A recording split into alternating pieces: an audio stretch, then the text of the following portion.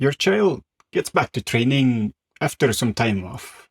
First session back, and what you see looks normal. The same first touch, the same pace, the same confidence on the ball. The part you can't see is what's happening inside their body. And for a few weeks, the thing you can't see might lead to a completely unnecessary injury. There's a free tool below that builds the kind of low stakes session for your kid to do at home for exactly this window, and I'll come back to it at the end. After any real break, whether it be a summer holiday, an injury layoff, or a full off season, the first couple of weeks back carry a quite high injury risk compared to most of the season. Not because your child is unlucky, but because of what happened to their body while they were having time off. They should be ready to go after being rested for some time, right? And that's where we might misjudge things. A consistently replicated finding in youth football injury research is that sudden increases in training and match load are one of the clearest, most repeatable injury risk factors there is. Time off isn't neutral for the body. Muscles, tendons, and general conditioning capacity, not so much skill and touch, but they drop during a break, and how much depends on the length of the time off and what other activities your child is doing during that time. And while your child can still do everything technically, what they can't do yet is absorb the same training load they could 3, 4, 5 weeks ago.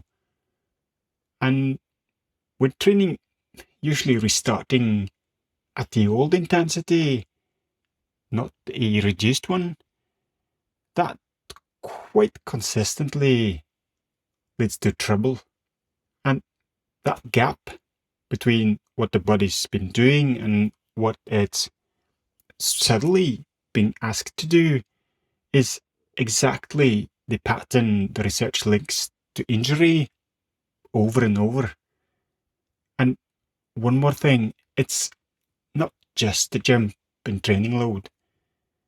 A child who is less fit coming back to regular training is already starting from a worse position, with lower preseason fitness levels being linked to higher injury rates and, for some reason, higher illness risks across the season that follows.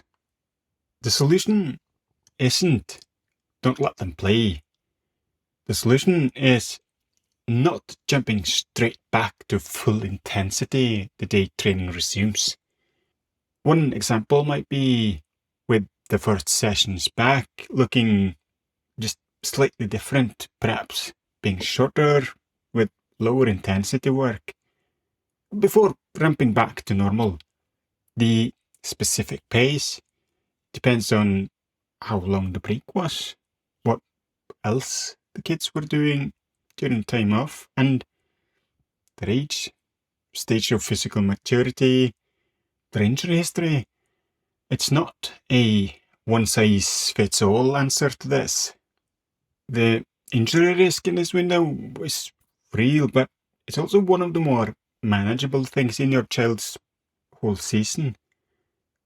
If the return after time off is built on design instead of by default, the free tool below, the Backyard Architect, helps you build a kind of session for your child to do at home this week. Try it before the next training session.